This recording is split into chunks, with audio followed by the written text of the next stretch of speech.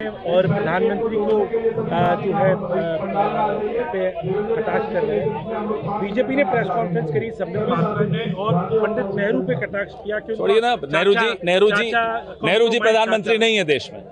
आज जो प्रधानमंत्री हम उससे सवाल पूछ रहे हैं। 1964 में जिनका देहांत हो गया उनसे सवाल पूछें, लेकिन जो आज प्रधानमंत्री है उनसे सवाल पूछो तो जेल हो जाती है।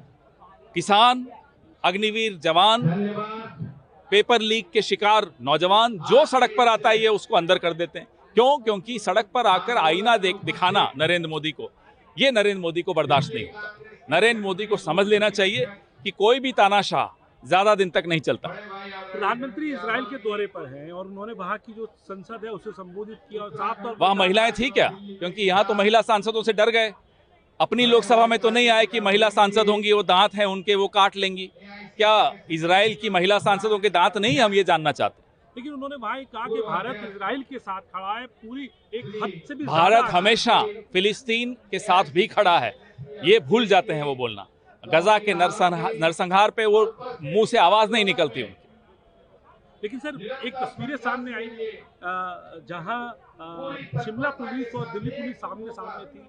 शिमला पुलिस से कहना था कि एक अनलॉफुल तरीके, गैर कानूनी तरीके से भारतीय जनता पार्टी शासित राज्यों की पुलिस जाती है, लोगों को उठाकर ले आती है। मेरे साथ भी असम पुलिस ने कोशिश की, सुप्रीम कोर्ट ने आकर मुझे बचाया।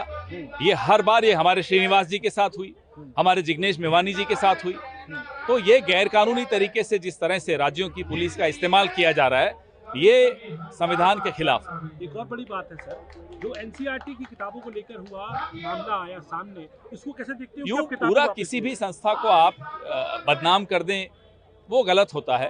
तो अब उसमें माननीय सर्वोच्च न्यायालय ने एक स्टैंड लिया है, हम उसके साथ हैं। आखिरी सवाल सर, गृह मंत्री कह रहे हैं कि जो घुसपैठिए हैं उनका सिर्फ नाम वोटर लिस्ट से नहीं हटाना है, देश को 12 साल क्या कर रहे थे? 12 साल क्या खेल खेल रहे थे? झारखंड में चुनाव होता है तो घुसपैठिए याद आ जाते हैं। अब चुनाव खत्म हो गया तो घुसपैठिए भूल गए। दिल्ली में चुनाव था, घुसपैठिए याद आ गए।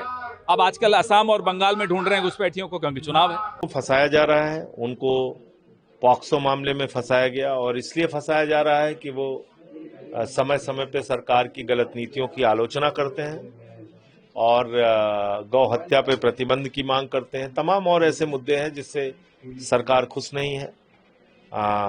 कुंभ के मेले में जो लोग मारे गए थे उसकी भी उन्होंने आलोचना की थी कि वहां अव्यवस्था थी। तो इसके कारण से उनके पीछे पड़े हुए हैं।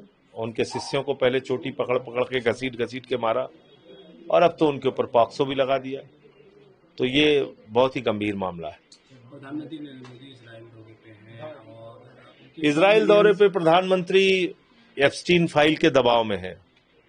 पहली यात्रा उनकी एप्स्टीन ने कराई थी, जो तत्कालीन प्रधानमंत्री थे उससे 2017 में, और दूसरी यात्रा एप्स्टीन फाइल के डर से मोदी जी इस बार कर रहे हैं।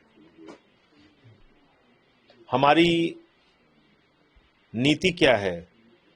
जिस नेतन्याहू ने 72,000 लोगों को मार दिया गाजा में, भूखे प्यासे लोग मर गए, वो इजराइल पे आतंकवादी हमला हुआ, वो अक्षम्य अपराध है। उन आतंकवादियों के खिलाफ खूब जम के कार्रवाई आप कीजिए।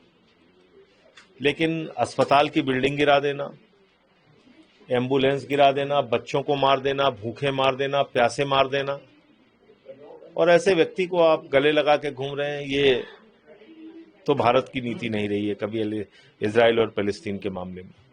100 मिलियन फॉलोवर पाने वाले पहले विश्व नेता बने हैं। भैया 100 मिलियन हो जाए, 300 मिलियन हो जाए, 500 मिलियन हो जाए, उसका गरीब आदमी क्या फायदा हो रहा है? उन्होंने 18 घंटे मेहनत करके भारत की प्रति व्यक्ति आय बांग्लादेश से कम कर दी। अब इसको भी गोदी मीडिया के लोग मास्टर स्ट्रोक कहेंगे कि देखिए मोदी जी ने भारत की प्रति व्यक्ति आय इतनी कम कर दी है कि अब कोई बांग्लादेशी नहीं आएगा। बांग्लादेशी घुसपैठिए के मामले का समाधान कर दिया मोदी जी ने। ये ट्रेड डील को लेकर राहुल गांधी लगातार सवाल खड़े कर रहे हैं। बीजेपी का कहना है कि राहुल गांधी जब विदेश दौरे पे जाते हैं तो देखिए, ट्रेड डील जो है वो निश्चित रूप से एप्स्टीन फाइल, हरदीप पुरी और अनिल अंबानी के नाम आने, प्रधानमंत्री का नाम आने, और अडानी को जो सम्मान मिला है उसके दबाव में ट्रेड डील की गई है। ये ट्रेड डील भारत के हितों के विरुद्ध है, ये ट्रेड डील किसानों के हितों के विरुद्ध है, ये ट्रेड डील भारत के स्वाभिमान, सम्मान और संप्रभुता के खिलाफ है। सर एक आखिरी सवाल, सर एनसीईआरटी की कक्षा 8 की किताब में न्यायपालिका में भ्रष्टाचार से जुड़े हुए अंश पर सुप्रीम कोर्ट ने आपत्ति जताई है और कड़ी चेतावनी दी है कि कड़ी कार्रवाई की जाएगी इसमें जो भी शामिल। देखिए, सुप्रीम कोर्ट ने उस पर चेतावनी दी, अच्छी बात है, लेकिन सुप्रीम कोर्ट को यह भी देखना चाहिए कि किस तरह से पूरे इतिहास को तोड़ मरोड़ के प्रस्तुत किया जा रहा है। ये कोई पहला बदलाव नहीं है। जिस तरह से पाठ्यक्रमों में बदलाव किया गया है पिछले कुछ वर्षों में, जब से मोदी जी की सरकार आई है, उसका सबका संज्ञान सुप्रीम कोर्ट को लेना चाहिए। आप इतिहास, भूगोल सब तोड़ मरोड़ के अगर पढ़ाएंगे तो देश को आप कहां लेके जा रहे हैं? हमारे बच्चे भी अज्ञानता का शिकार होंगे।